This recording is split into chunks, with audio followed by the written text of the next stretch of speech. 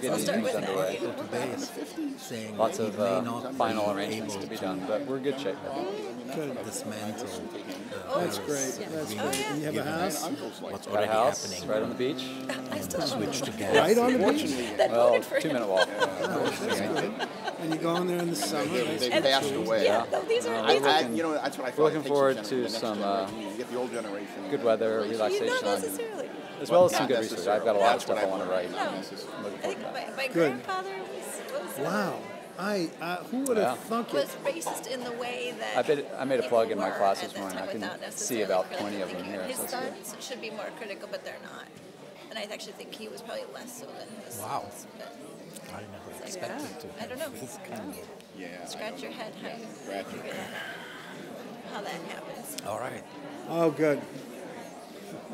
Be relentless. Oh, So she'll thank flash you. that That's as soon as we actually start, great. 3 minutes. Yeah. You don't have to do it with me. I'm all timed out. Well, I might have to follow that.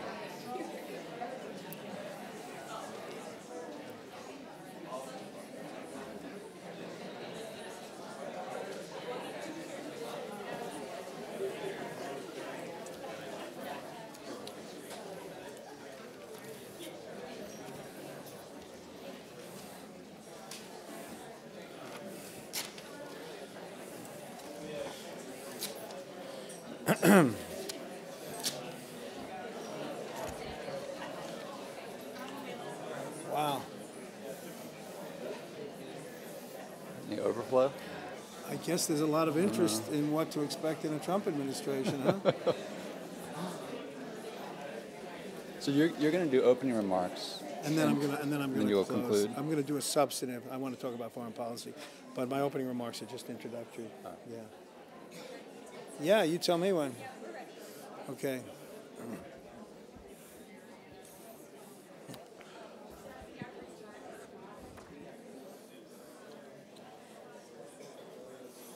We start really on the dot. I'm going to give another minute. Yeah,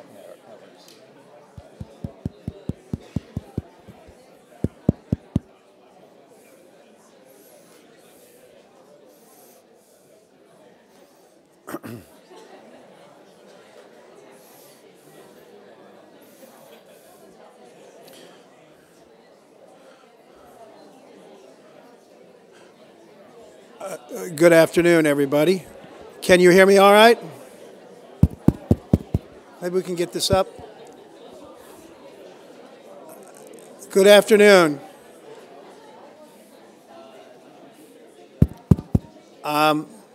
Good afternoon, everybody, and welcome.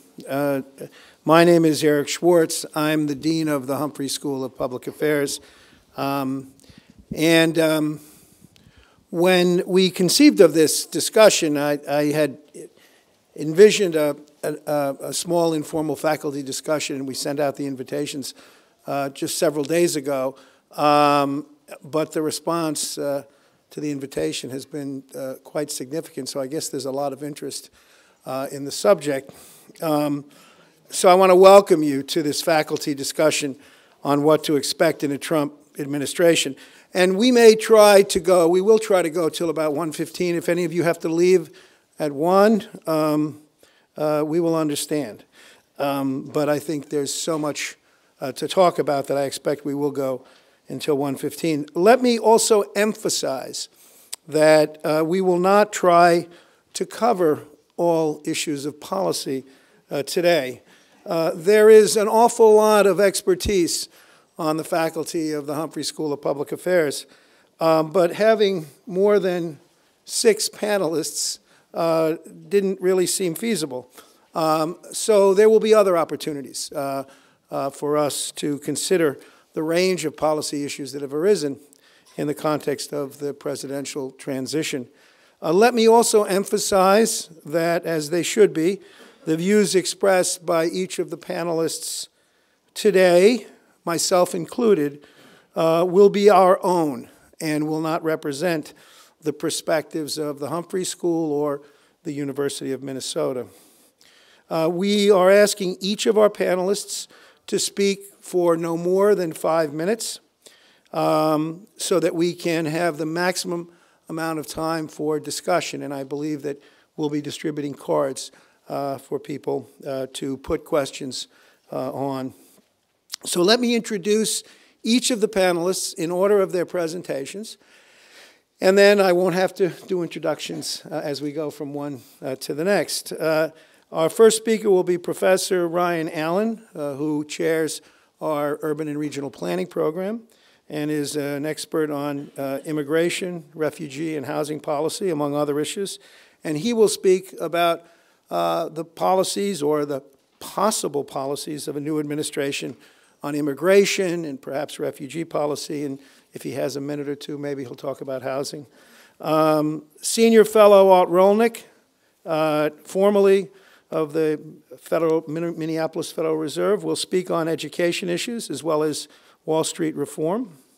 Professor Christina Ewig, the faculty director of our Center for Women, Gender, and Public Policy, will talk about policies impacting women, including reproductive rights, equal pay, paid family leave, and child care. Professor Anu Ramaswamy, our Denny Chair for Science and Technology.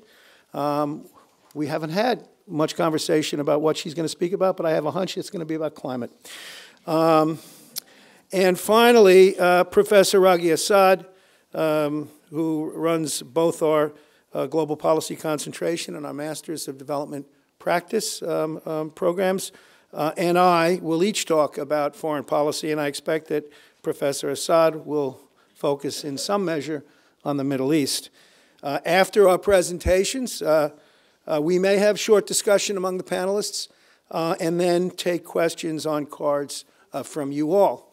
So without further ado, let me invite Professor Ryan Allen to offer some remarks. Ryan? Okay, thank you very much, and welcome to the Humphrey School, everybody.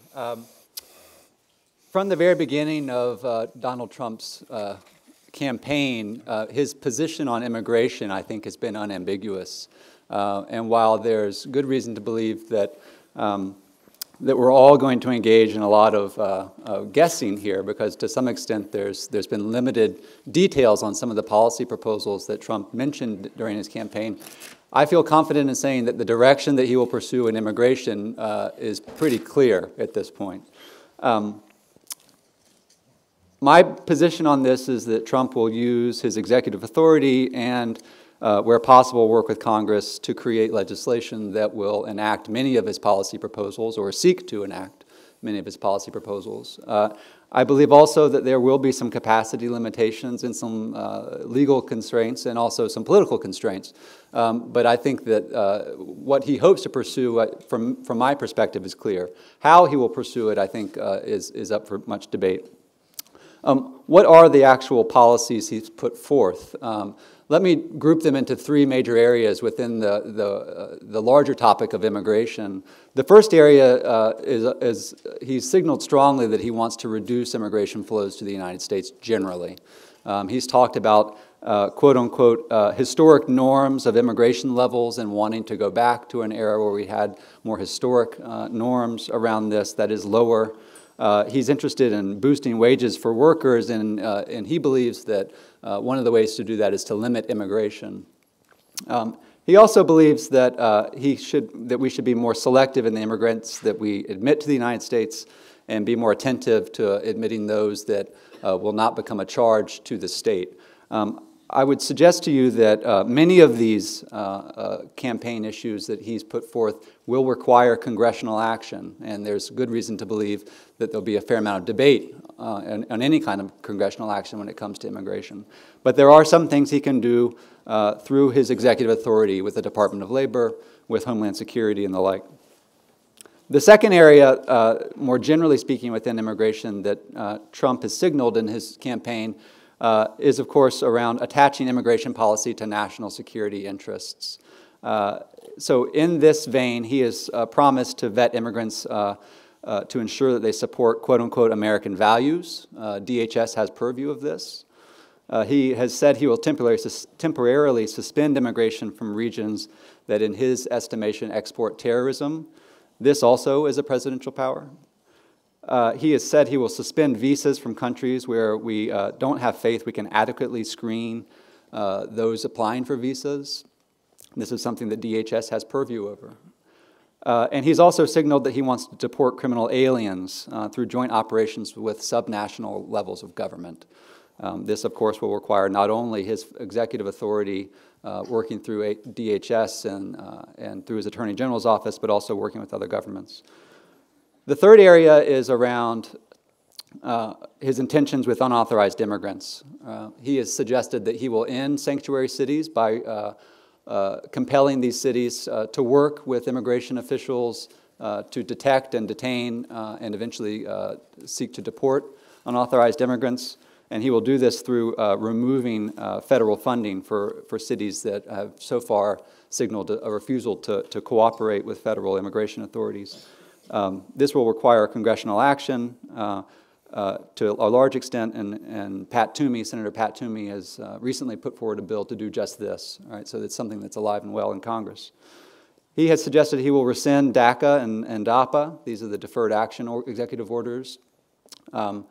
And he has also said he will triple the number of ICE agents and enforce laws preventing immigrants who lack authorization to work. Many of these things are within his purview, but certainly not all of them. So let me talk about what I think will happen in just the minute I have remaining. Speaker Ryan has signaled that there is no congressional appropriation on the table to massively increase a deportation force. Currently, the appropriation allows around 400,000 deportations a year. That's how President Obama has used it. To do what Trump has signaled he wants to do, he would have to deport the same number of immigrants that Obama did in his entire presidency in the first 100 days. That's extremely unlikely to happen for a variety of reasons. One of which is that we have due process in the United States. People who are subject to deportation have the ability to go in front of an immigration judge. And currently there's a backlog of over 500,000 cases with an average wait time for a first appearance of nearly 2 years. Right? So it's clear that even with a wave of a powerful executive authority magic wand, he will not be able to do many of the things that he wants to do. It's also clear, and this is the final point I'll make before I turn it on to my colleague Art, that municipal governments have signaled they will not be swayed by any kind of threats, and in fact have suggested quite the opposite, the doubling down on their adherence to sanctuary city status. So the kind of legal challenges that cities will bring against a federal attempts to compel this, I am interested in seeing as they materialize. Thanks. I look forward to your questions. Art. Sure, thank you. And again, welcome to the Humphrey School. So I want to touch on two topics that I've been involved with for many years, both locally and nationally. The first one has to do with banking and the Wall Street reform, known now as Too Big to Fail, specifically the Dodd-Frank Act that was passed in 2010 to try to rein in Too Big to Fail. The Trump administration has, or Mr. Trump has raised some serious questions about that act, and I suspect there's going to be some major changes. So I want to touch on that, and then I want to touch on education reform. It's clear that his recommended next Secretary of Education, a woman by the name of Betsy DeVos, is clearly in favor of vouchers and private charter schools and wants significant reform towards more privatizing the public school system, if you will. So I want to touch on both of those issues and kind of speculate on where I think it's going to end up. So first on Too Big to Fail, just a little background. It's been an issue that's been around for many, many years. Large banks, we've known this, there's incentives for large banks to take a whole lot of risk. Whole lot of risk because higher risk generally means higher returns. And why should they take a lot of risk? Because if they're too big to fail, it means they win. Heads they win, and tails the taxpayer loses. And this has been an issue that's been around for many, many years, and the academic community has written quite a bit about this. And we sort of anticipated the Great Recession that was led by this, the debacle in the financial industry. And out of that came the Dodd-Frank bill, which is an attempt to supervise and regulate our way to a better banking system. It's got something like 260 some new rules. all sorts of requirements for large banks to report regularly. It's heavily leaning in the direction of regulating these banks.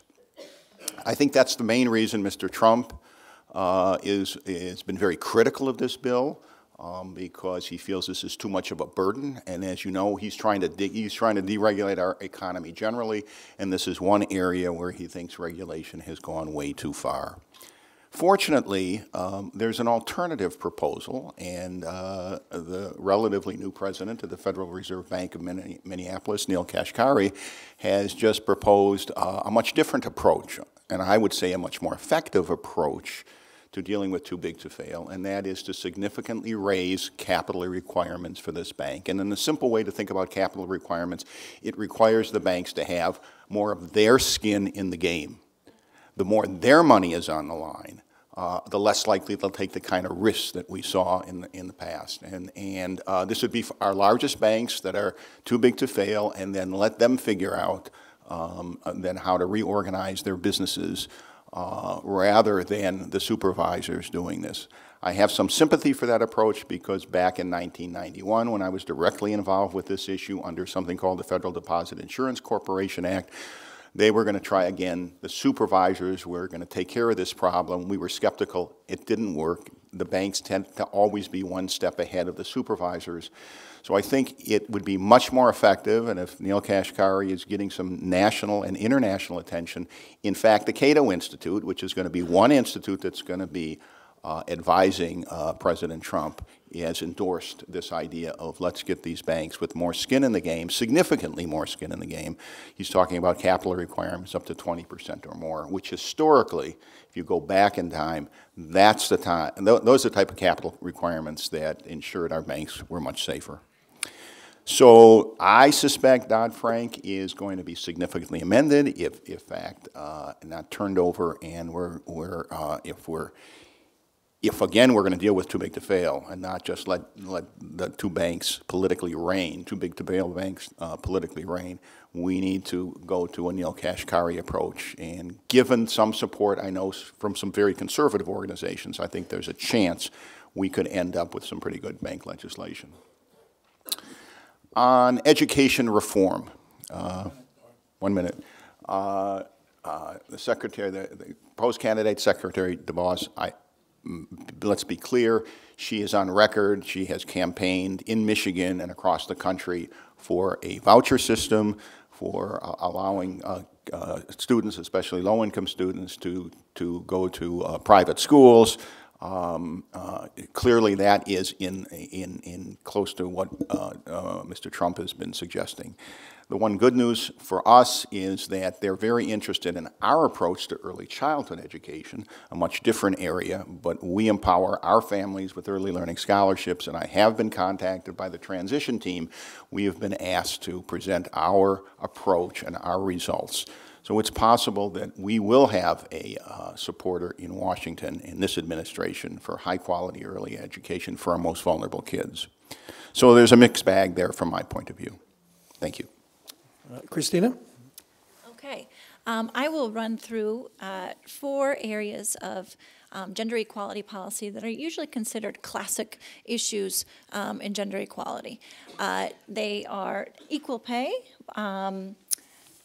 paid family leave, child care, and reproductive rights and health.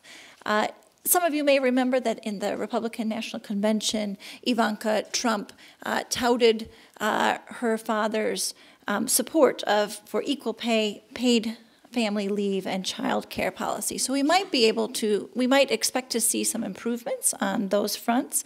But as other panelists have said, it's very soon to tell exactly what the Trump administration plans to do. We know in terms of equal pay in his campaign statements, he was dismissive of the idea that part of the reason behind the gender wage gap was actually discrimination. And we didn't see any specific policies on the campaign trail, and we don't have clues yet as to what he will do as president on the front of equal pay. We did see some movement on paid family leave and child care, however. Part of his campaign promises were to promise 6 weeks of paid family leave, and that would certainly be an improvement over the 12 weeks unpaid we currently have in the United States as the last remaining industrialized country to not offer paid family leave. Child care, we also saw some proposals on the campaign trail, principally market-oriented types of reforms to either offer tax deductions or tax incentives for saving for child care, as well as incentivizing more community and family-based child care options. This is also an area where the United States lags behind other industrialized countries.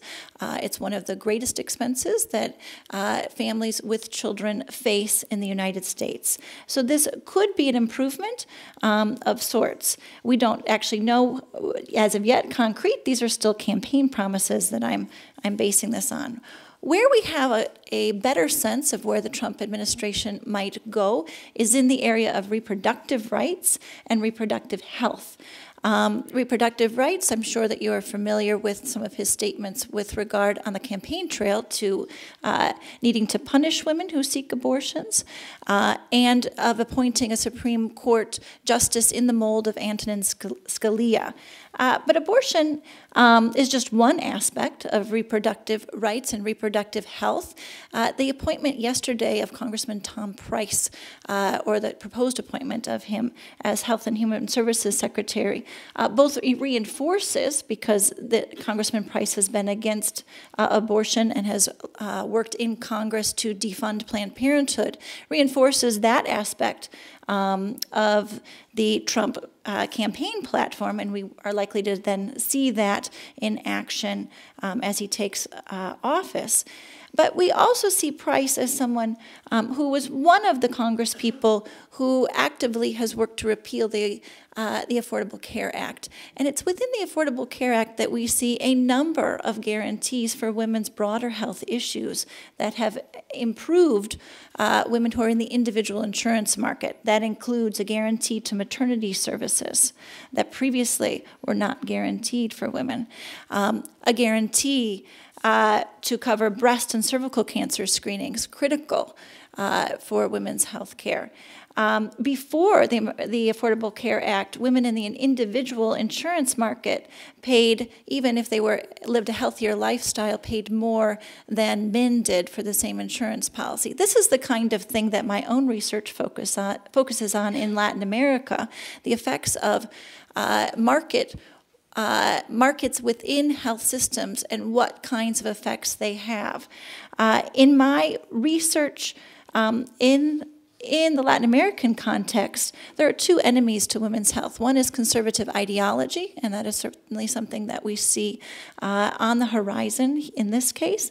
And the other is markets. That's not to say that you can't have markets within your healthcare systems, but they need to be strongly regulated because reproduction is essentially seen as a healthcare risk in the sense of a cost risk, whether it is the numerous appointments that pregnant women have, or the cost of, as we standardly have in the United States, hospital-based child care, birthing services.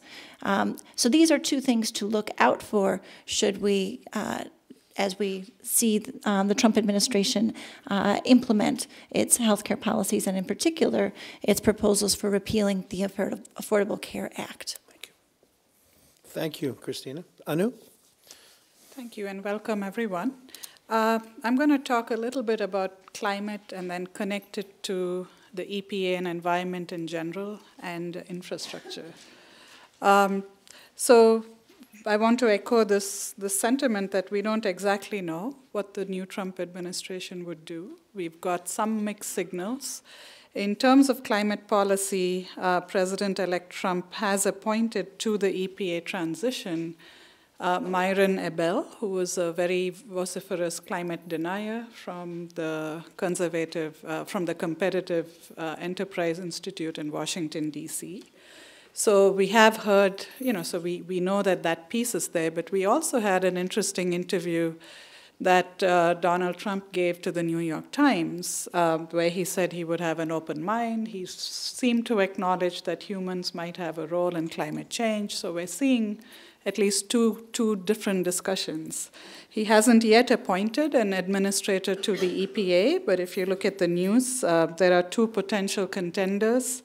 One of them is Scott Pruitt, who's the Attorney General in Oklahoma and has actually spoken a lot against water policies of the present EPA. And the other person is Kathleen White, who is actually the administrator of EPA at the state of Texas, who's talked about restraining the imperial EPA. So you can see some of these sentiments coming out. So my own feeling is that the role of the EPA will be probably diminished or constrained compared to previously. In terms of climate policy, a group of our students from the Science, Technology, and Environmental Policy program actually went to the COP, the Conference of Parties that happened recently, and we had a short panel with Professor Gabe Chan and Ellen Anderson from the law school, and they said getting out of the Paris Treaty may not be that easy for a number of reasons, but we could, through presidential and governmental policies, reduce some of the commitments we've made, especially the Clean Power Act or the Clean Power Plan Act, which is already in the courts, which would restrain coal-burning power plants to some extent. So we could expect some of scale back there. We've seen news articles that the automobile lobby is lobbying to have, not to have stringent fuel economy standards. So that may be something that's at play. But nevertheless, I think the signs are that the EPA would have reduced capacity compared to previously.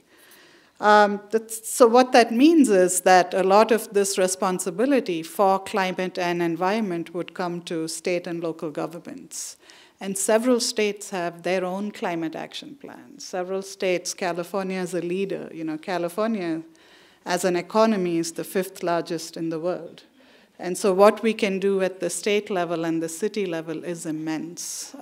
Several cities, more than 600 US cities, have signed on to climate protection and adaptation. And at the COP and in my own work, I work closely with cities. There's just a lot of momentum towards green economy, sustainability, and health at the state and local level, which would be interesting to see how that plays. The other theme I wanted to bring out is that we've heard, the one consistent and positive thing we've heard coming out is infrastructure. So the President-elect Trump right away said that we might have a focus on infrastructure. He talked about building beautiful infrastructure like in other countries. We've seen a lot of our infrastructure is aging and failing. And so this may actually be an opportunity for Democrats. There's a lot of interest, even in the Obama administration, on infrastructure. This may be a silver lining or an area where there might be consensus. And through sensible green infrastructure, not big, massive, more environmentally damaging infrastructure, there could be tremendous opportunities to benefit the environment and create local jobs and improve health. But I think it's up to all of us to make that case for what type of infrastructure investments should be made. There's been some writing about these infrastructure investments. He appointed a transportation secretary recently. There'll be interest in transit, high-speed rail, really thinking through infrastructure, how it connects with employment, how it connects with the environment and with public health could be an area where we could move forward on the environment and these other objectives. Thank you, Anu. Raghi. Well, thank you all for coming. As Eric said, I will primarily focus on the implications of a Trump administration for Middle East, for the Middle East policy and policy towards the Islamic world.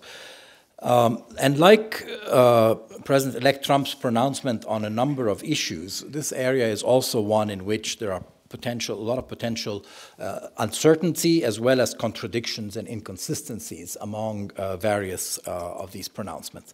So I'm going to divide my comments into four areas. First, what are the implications for the conflict with the Islamic State and other extremist groups? Second, what is the implication of the stance of Donald Trump's stance on Syria and the Syrian civil war? And then what does it mean in terms of the relationship of the U.S. with kind of the rising authoritarianism in the region, in particular in Turkey and Egypt and similar countries? And then finally, what are the likely implications on the Israeli-Palestinian conflict? So let's hope I can get through all of these in 5 minutes. I have to compliment all the panelists because you've stayed pretty much within your time. So first on the conflict with the Islamic State and other extremist groups. I mean, I think there is clear evidence that Trump will be receiving a much better situation on the ground, given what the Obama administration has managed to do in terms of taking the fight to ISIS and dramatically reducing their territorial control. And maybe by the time January 20th comes around, there may not be much left to do on the ground. However, where I feel the problem is going to be is in the other battle, the battle for hearts and minds. And the kind of rhetoric that Mr. Trump himself and some of his appointees like General Flynn, where can be really exploited by these groups to make it seem like the U.S. is in a war with Islam. And that is exactly what ISIS and Al-Qaeda and others would like. It would like to convince the Muslim world that the U.S. is at war with the whole of Islam. And this really is going to dramatically energize their ability to recruit and radicalize. And so I think that the kind of, we really have to think about this as both a military fight as well as a fight for hearts and minds. And I think the fight for hearts and minds is going to be taking a much worse turn and with very significant implications for the future. On the stance on the Syrian civil war, where basically Trump's overall stance on foreign policy, his America First stance, is one in which to minimize entanglements in foreign conflicts unless they have a direct and vital and immediate implication for U.S. interests. And in the case of Syria, this essentially means focusing on ISIS as the main enemy, and that needs to be defeated. And if needed, that means cooperating with the Assad regime and its foreign allies, or at least letting them do whatever needs to be done to be able to defeat ISIS, and not worrying about their human rights record and their even any kind of massacres or they commit against their own people. Now, already you see signs of that in which, in the escalation of the war there with Russia and Syria not really caring too much about civilian casualties and their attempt to take back Aleppo and taking kind of the transition into account, and they don't see high costs being paid for that. But I think more importantly, it's the implications for that on strengthening the role of Iran in the Arab world. And already we've seen 1 minute left. Okay, already we've seen the Iran's role being strengthened by the former Republican administration through what happened in Iraq, dramatic increase in Iran's influence in the Arab world, and we're likely to see that. Now, interestingly enough, if you look at the Iranian reaction to the elections, the hardliners in Iran are extremely happy at the result of the election, and partly because of the escalation in the rhetoric and their ability then to show that they're really at war with the U.S. And convince their people. Whereas, of course, the reformers in Iran find that to be calamitous because they're the ones who were staking their future on the success of the Iran deal, the nuclear deal. And so this election could dramatically switch the balance of power within Iran, which I think is bad news in favor of the hardliners. Now, let me talk about the stance of the other authoritarian regimes in the region, and particularly the Erdogan and Sisi in Egypt, Erdogan in Turkey and Sisi in Egypt. Now, both of these leaders have welcomed the election of President-elect Trump for their own reasons. Even though Turkey is on the wrong side of the Syrian civil war from the one that Trump is likely to favor, they are seeing this in terms of their conflict with their internal enemies, the Gülenists, who they accuse of having orchestrated a coup attempt. And also they see it in terms of the extent to which the Trump administration will essentially not take them to task for their switch towards greater authoritarianism and away from democracy, and possibly their suppression of the free press, etc. So they think that both of all of these authoritarian regimes really do think that they can get away with more and won't be accountable to the U.S. in terms of their human rights and democracy records. And I think the same applies to the case of Egypt, where the Egyptian regime is being increasingly accused of human rights violations and undemocratic behavior, and they see, again, their ability to do that in a Trump administration as being enhanced or being less accountable. Now, what about the Israeli-Palestinian problem? In that case, I don't see the Trump administration will be able to move this conflict much. Already Netanyahu and the Israeli right has welcomed the Trump administration as being one that's going to be less hard on Israeli action in the occupied territories and will not basically attempt, as in the case of the Obama administration, to take Israel to task on that.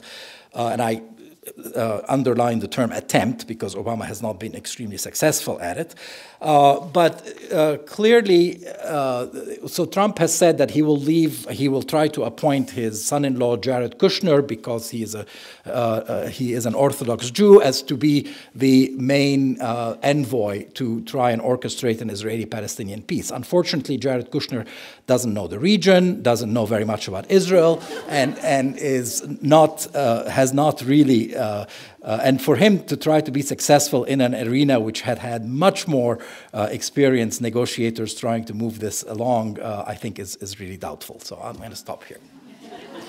Say what you think, Raghi. I'm going to offer some substantive comments myself. And if I'm the one making the rule about 5 minutes, I better stick to it.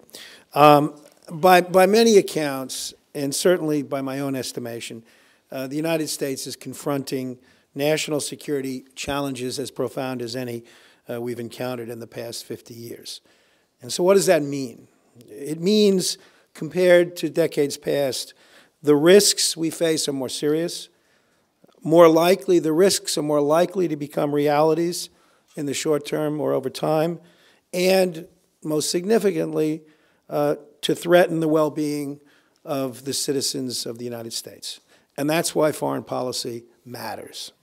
And if this challenge wasn't enough, we confront these realities at a time in which worldwide power and influence is shifting in a dramatic fashion. According to the U.S. National Intelligence Council, and I quote, "The diffusion of power among countries will have a dramatic impact by 2030. Asia will have surpassed North America and Europe combined in terms of global power.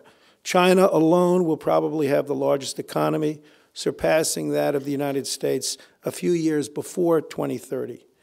So what this means for our foreign policy and national security is pretty simple. That while the United States remains the world's dominant power, the United States' margin for error is diminishing rapidly and inevitably. In the coming years, sustaining U.S. interests will require the very careful marshaling of all of the tools of U.S. influence. So in this context, what can we expect from a Trump foreign policy? The short answer is that we don't really know for certain.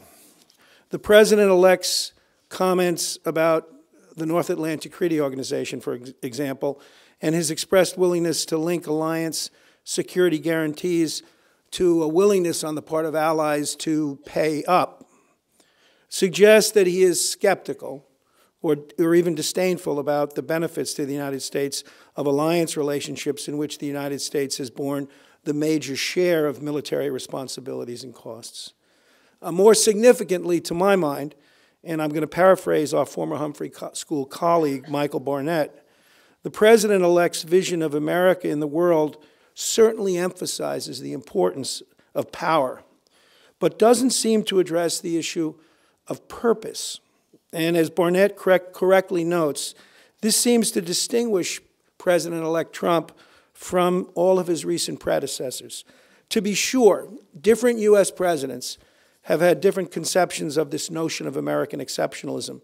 But to quote Michael Barnett, one president after another has insisted that U.S. foreign policy is more than crass self-interest, oil, money, or global supremacy, end quote. And for many analysts, myself included, this approach has been a critical component in sustaining U.S. power and influence in the world. But has the President-elect at least suggested an approach toward U.S. engagement in the world?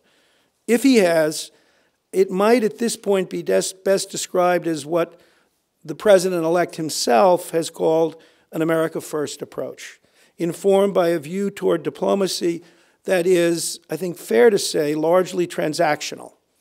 Though some might also say he may be most closely aligned with what might be termed, what I've termed, a kind of an uber-Hobbesian approach that suggests the United States must be the big dog in the international community, but without a defining set of principles that, again, to quote Barnett, that gives purpose to power. And because such an approach, to my mind, doesn't make use of the tools of influence that have stood the test of time, I don't believe it's going to be a sustainable path. It's not, at least for U.S. engagement and sustained U.S. power. Thus, I believe a yet-to-be-determined approach, informed in large measure by the President-elect's choices for Secretary of State and Secretary of Defense, will evolve. But time will tell its contours and its implications for U.S. national security. And I did it within 5 minutes. Okay, so with that, I think that what we can do is go right to the questions, unless any of our panelists have any particular points that they want to raise that are of particular importance. Okay, I've got a whole bunch of questions. I've got some great questions, and I sound like the President-elect, don't I? And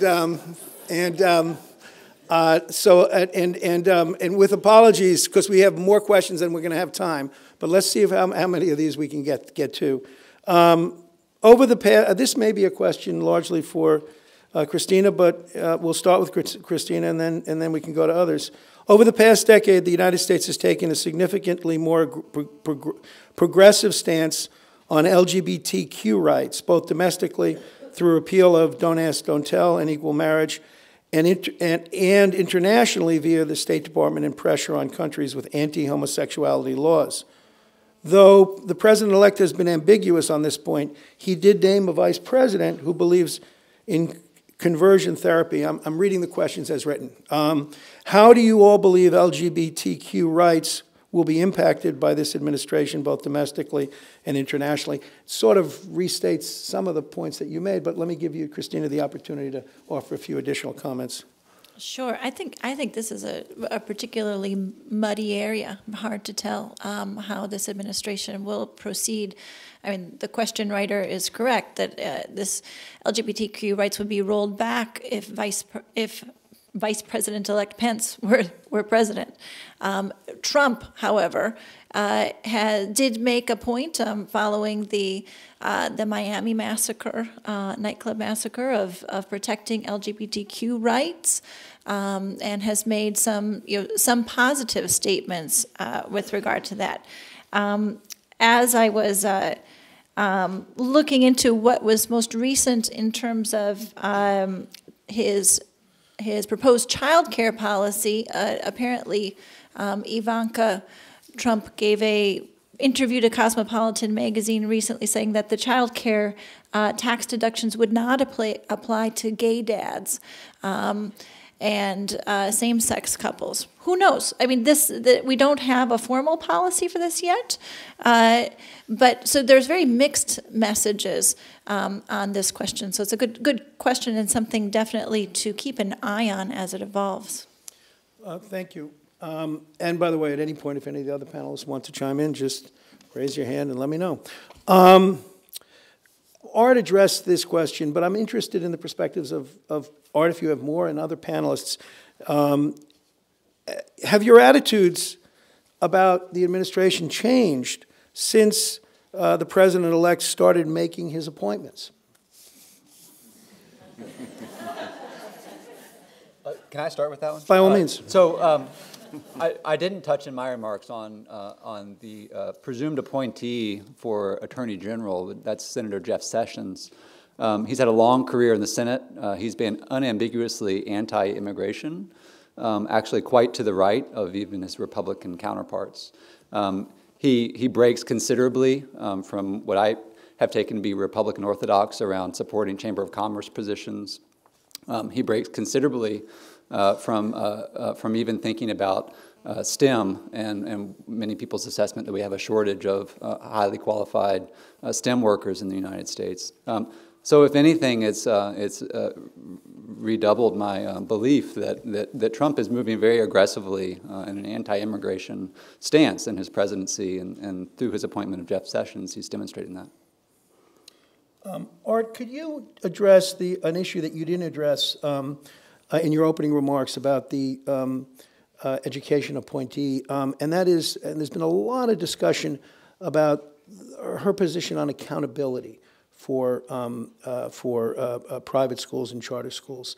And I'd be interested in your perspective on that. As the dean knows, I'm from Detroit. I've got lots of relatives in Michigan. I have a cousin who was a state senator, and I, of course, started calling my relatives, my cousin in particular, on this very question. And it was quite disturbing to me because it was my understanding, the Trump proposed appointment here, Nancy DeVos, that her main objective is, in Michigan in particular, and Detroit in particular, the public school system is failing the kids. And her objective is to get better outcomes for children. And I think most of us will agree that we want the best outcomes we can for children.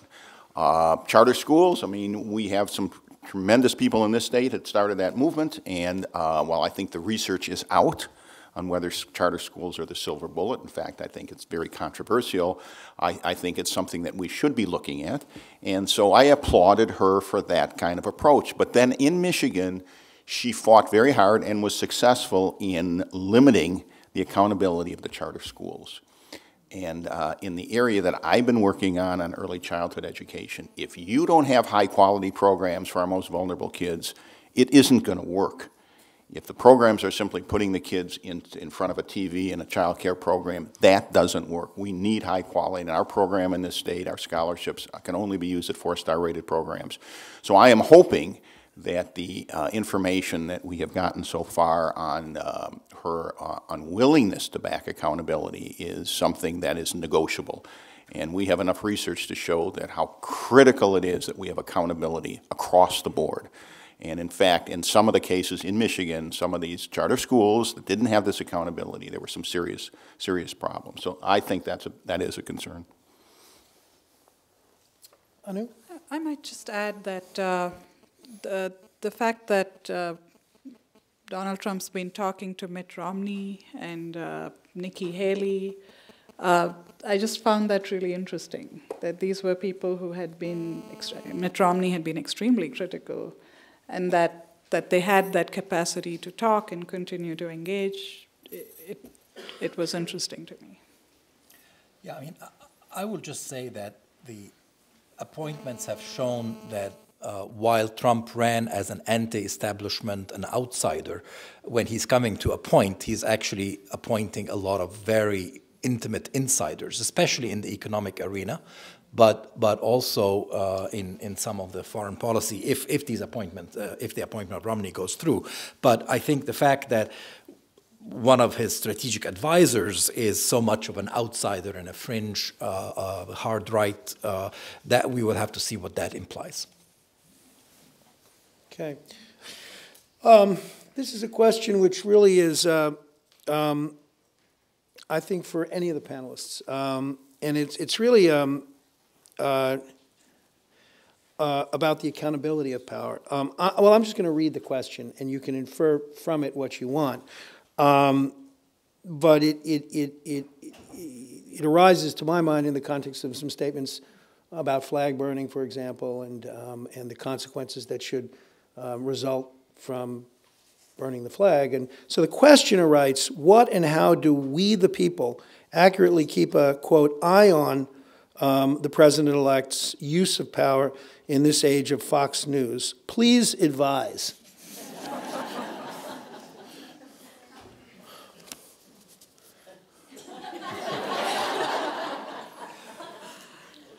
Well, I mean, I'm going to just talk about the new emerging industry of false news, which goes well beyond Fox News, and the story about this young enterprising person in Tbilisi, Georgia, who set up this website to disseminate false news in the US and gets tremendous amount of revenue because he gets lots of clicks and Google ads, and then that false news can disseminate so quickly in this media environment with very little checks and balances as far as what people read and what people believe. I think that's a really new phenomenon and quite dangerous. And so I would say that that's part of the phenomenon that we have seen with the rise of populism. Anyone else on this issue? Okay. There's a question for me here. So I'll answer it, and then maybe Raghi will have some perspectives as well. And it's on the Iran nuclear deal. Do you see it being scrapped by President Trump? My answer to that question is I'm not quite sure what he's going to do with that. Because right now, the Iranians, by and large, have complied with the terms of the agreement. And you know, that's a good thing in terms of what they have agreed to forego and what they've agreed to ship out and all kinds of things that were consistent with American interests and American policy. And the agreement itself is a multilateral agreement. The United States is one of a number of countries that agreed with the government of Iran on this issue. So I'm not sure what, I mean, pulling out, it seems to me, would create the potential pretext or justification on the part of the Iranians to break out of an agreement which right now, on some, at least to some extent, no matter what your perspective, is meeting our foreign policy interests. So I don't really know, what the conversation within the Trump the transition team on the Iran nuclear agreement is looking like right now. I'm sorry I haven't answered your question, but I think that's at least what I think I've done, I hope, is pointed up the dilemma confronting a Trump administration. I mean, if we're in a situation where the Iranians had just completely ignored the terms of the agreement, had broken out and are kind of, then it's an easy issue. But right now, we've got an agreement which is largely serving American national security interests. And the only thing our breaking out of the agreement would do would be to provide a justification for the Iranians to do the same thing. So I'm not exactly sure what the answer to this question is, although I talked around it for a couple of minutes. Raghi, do you have any perspective? Yeah, I mean, I think it's going to be rather hard to pull out from these international agreements because, as you said, they're multilateral as opposed to bilateral. But my concern is, as I mentioned earlier, about the balance of powers between hardliners and reformers within Iran, and what does that mean for if the hardliners are strengthened by this kind of greater polarization of the relationship with the U.S., what does that mean for Iran's actions other than the nuclear agreement, and in particular Iran's action in places like Yemen, in supporting some of the Shiite hardliners in the Gulf and also in Syria. So I think that the movement towards more reformist-minded politicians in Iran was probably one of the best developments in the Iranian in the relationship with Iran, and that could be reversed as a result of the relationship with the U.S. Now, whether that means the hardliners will push for breaking the agreement, getting out of the agreement, that's really open to question. So there are two players here. On the Iranian side, there is a risk of them wanting to break out if the hardliners win, and on the Trump side, there's also a potential for him to pull out. Thank you. I've got two questions which I think I'm going to direct to Anu. And you've addressed some of these in your remarks, but I'm going to ask them anyway. As written, the question is, could Mr. Trump, and you got to do more than a yes or no to answer this question.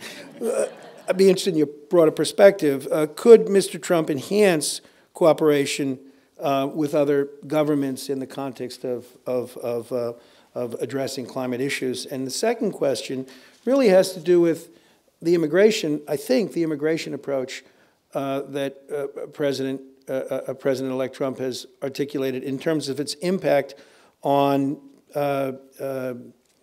researchers and academics who may be coming here and who may benefit our academic institutions and society generally.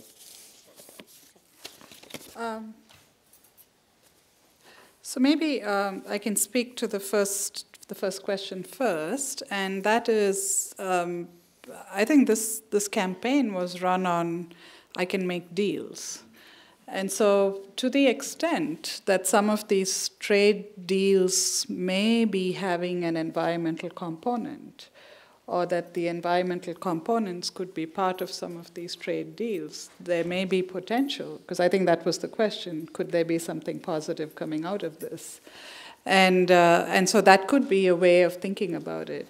When we have these international trade agreements, what is, how are we thinking about the environment? And sort of a corollary, if I can just add something technical, I can't resist it. But, we've talked about trade and trade in general, and what has happened is that so much of our manufacturing has gone to other countries that may not necessarily have good, efficient, energy-efficient production. What's happened globally is actually we've become less productive, or, in terms of GDP, we're using more energy, we're using more resources than we did.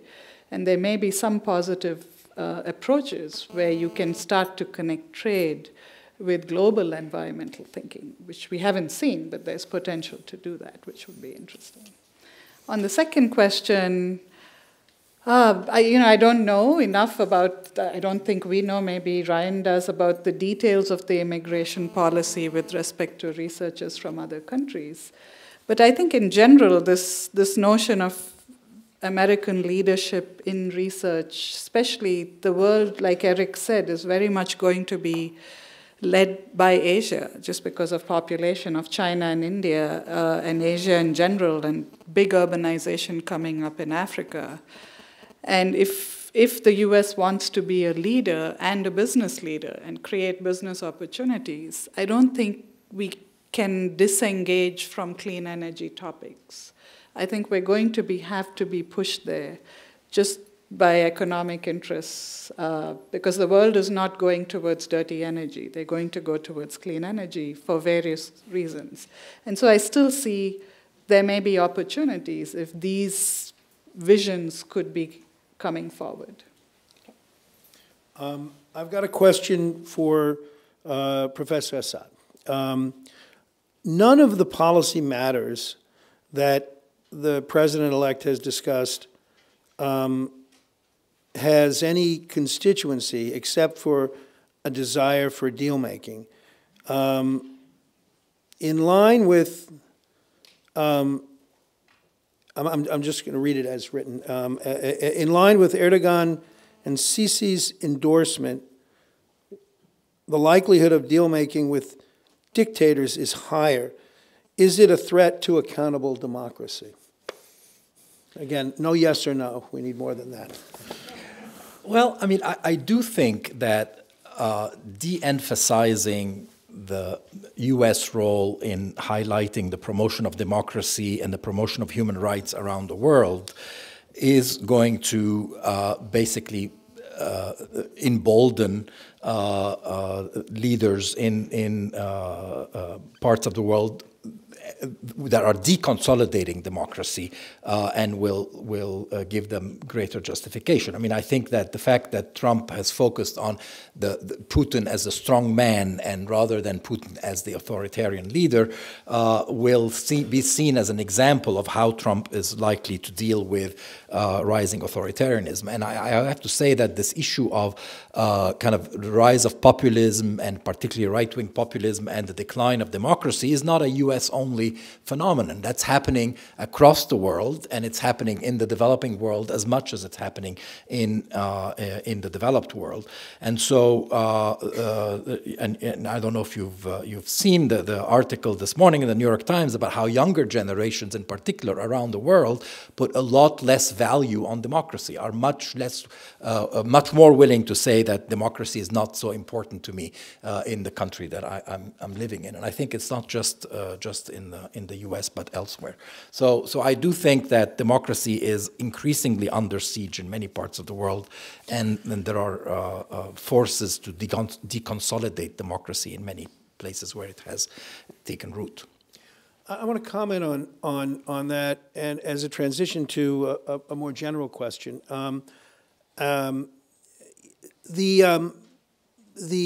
Any new administration that comes into office and is reluctant or disdainful of principles surrounding democracy and human rights in foreign policy is going to run up against an infrastructure of legislation and legislative provisions and prohibitions that will make it difficult to simply reject decades of policies designed to promote human rights and democracy.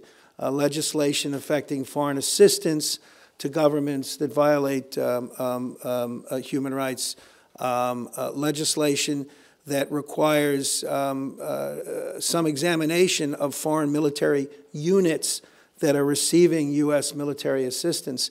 And so I think it's important to note that although foreign policy is perhaps the area where presidential prerogative is at its greatest, even in that area, there are legislative provisions that have really kind of impacted and in some measure defined U.S. foreign policy priorities over the past few decades.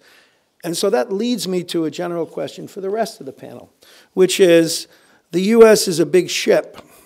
To what extent is the power of the new administration limited by the inertia of current systems? For example, states fund 90% of education. Electric transmission organizations see current market trends leading to reductions equal to the proposed effects of the Clean Power Plan, et cetera, et cetera. So that's a broad question for all of the panelists.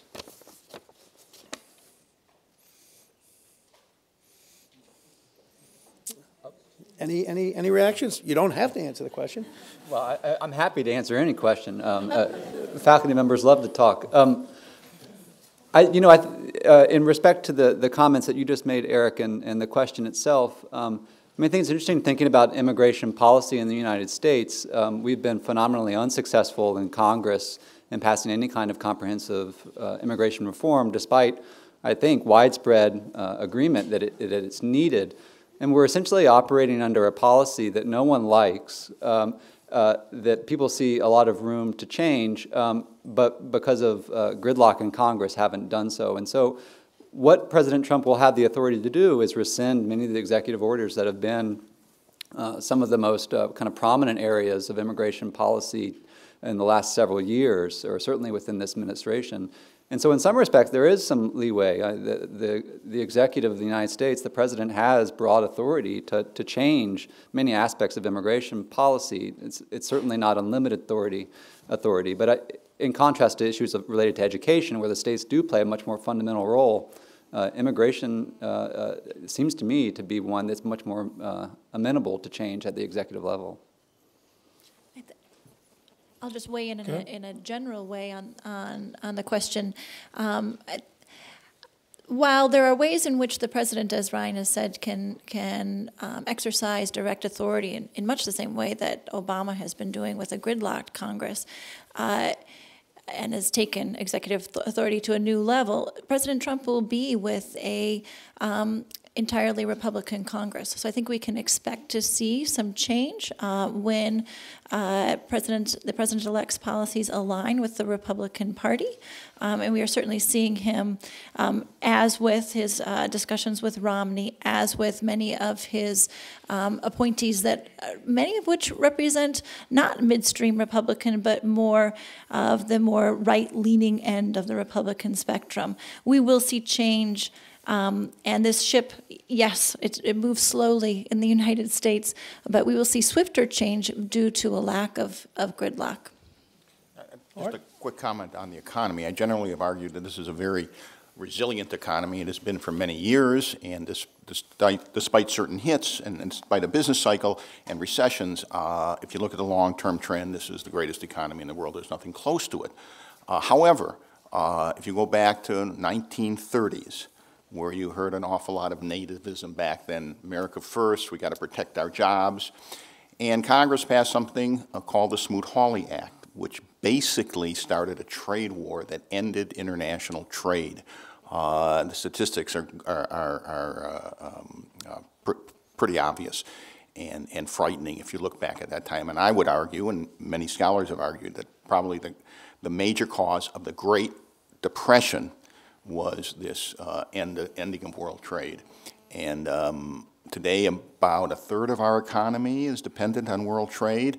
And if this attempt to make better deals leads to another trade war, I would be very concerned about what this will imply.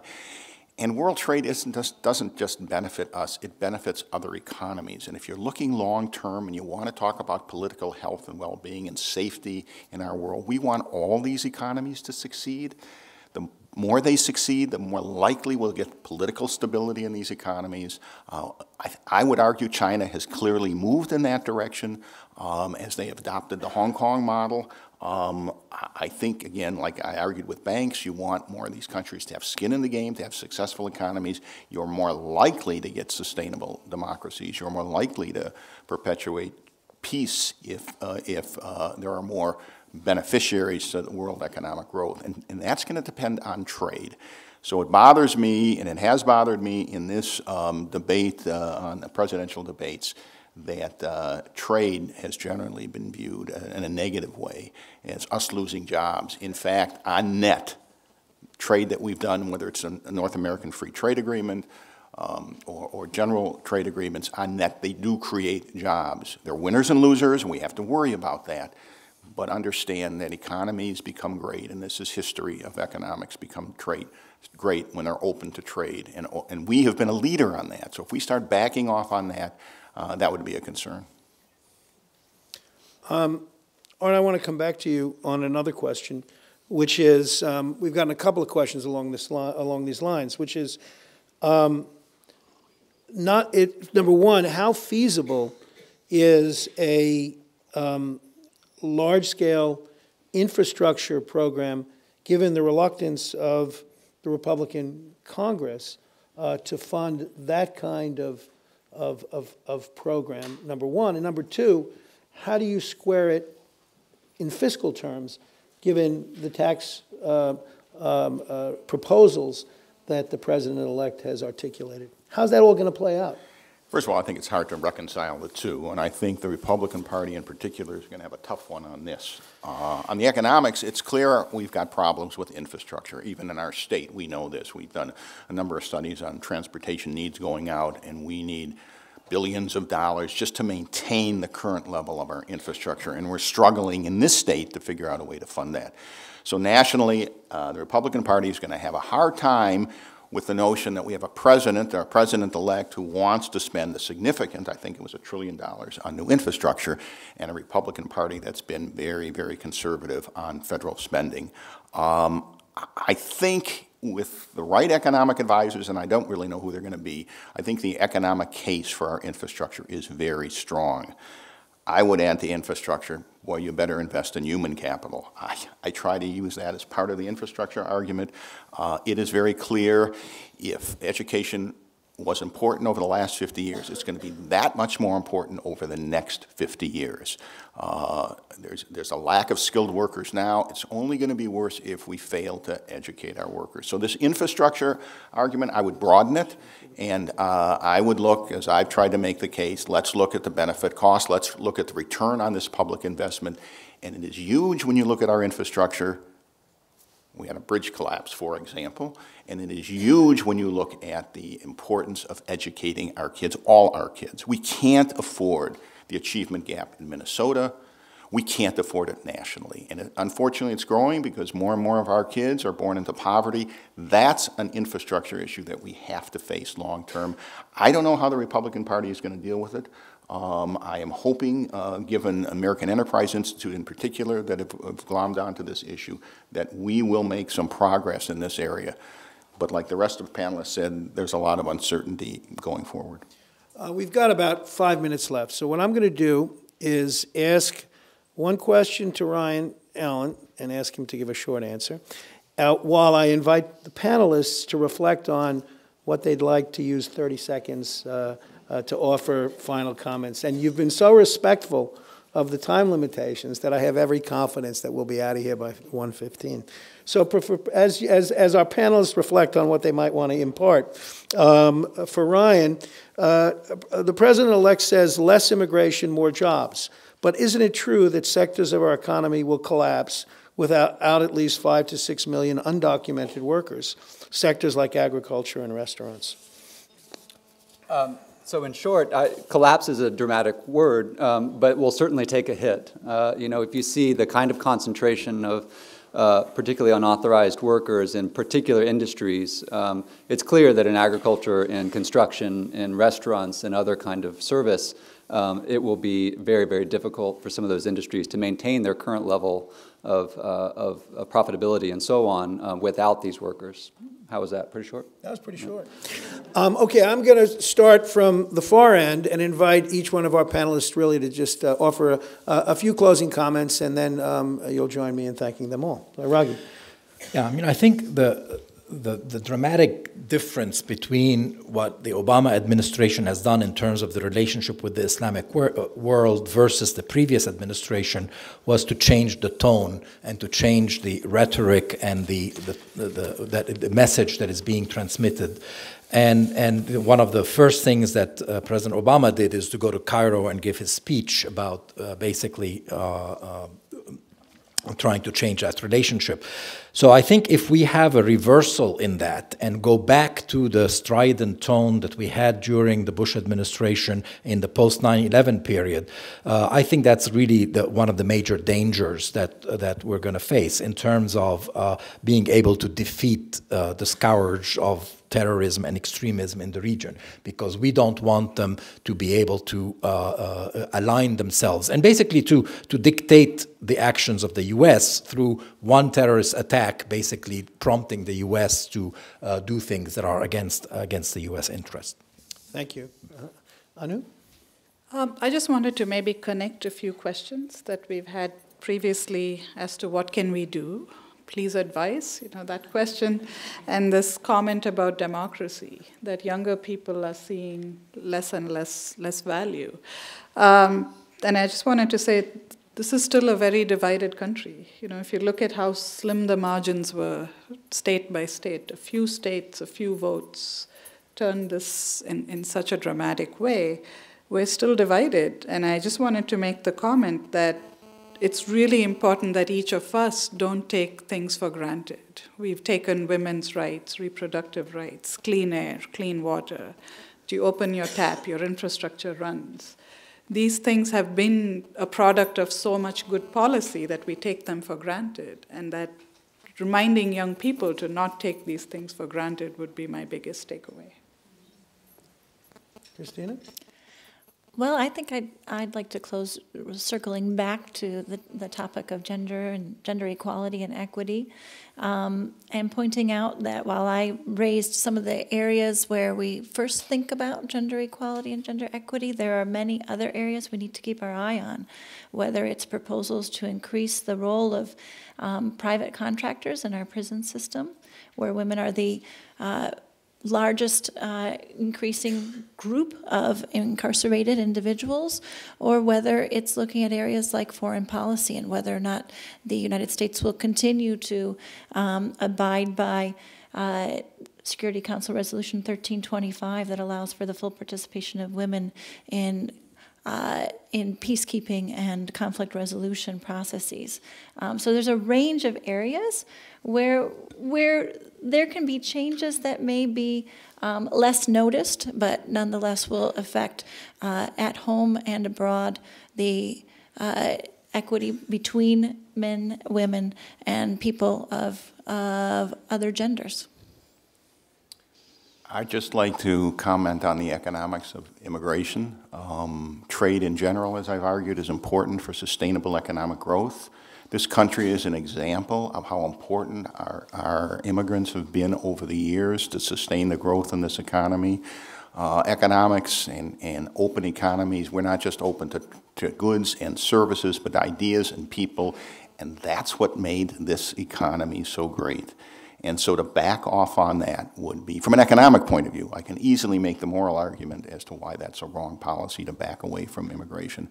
But to keep this country as open to immigrants and people who want to work in this country, that would be, from an economic point of view, a serious mistake. So many of my planning students are in the audience at my behest, and so I would be remiss if I didn't talk about housing. The proposed nominee for Secretary of HUD is Ben Carson. He has not accepted that nomination yet and certainly hasn't been through the process. But it's unclear to me, while he may have many skills, that any of those involve any kind of expertise related to urban poverty, to housing issues, and more generally to planning issues that are important to me. And so for me, that's really quite discouraging. It signals a disregard for these issues, which I think are of paramount importance in the United States right now, in the Trump administration. I guess my only closing remarks will be that whatever your political perspectives, nobody will dispute the notion that this was an election with profound consequences for the future of our country. And it's an election that has stirred the passions of our community, certainly within the Humphrey School. And I think the challenges over the next 4, 8, 10, 20 years really, to my mind, validate the notion that we are engaged here in teaching about governance from the broadest perspective, leadership, advocacy, engagement in community organizing, as well as training for people who want to work in government. As I say, this election has stirred the passions of many different communities. The one thing I am certain of is we only benefit by fora like this one, where we have the opportunity to explore policy issues and policy implications, and we will continue to try to play that role in the weeks, months, and years to come. So please join me in thanking our panelists, and thank you all for being here.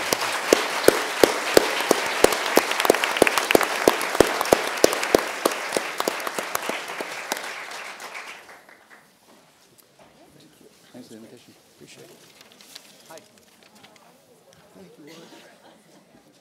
Oh, great. I know. We rarely have the opportunity.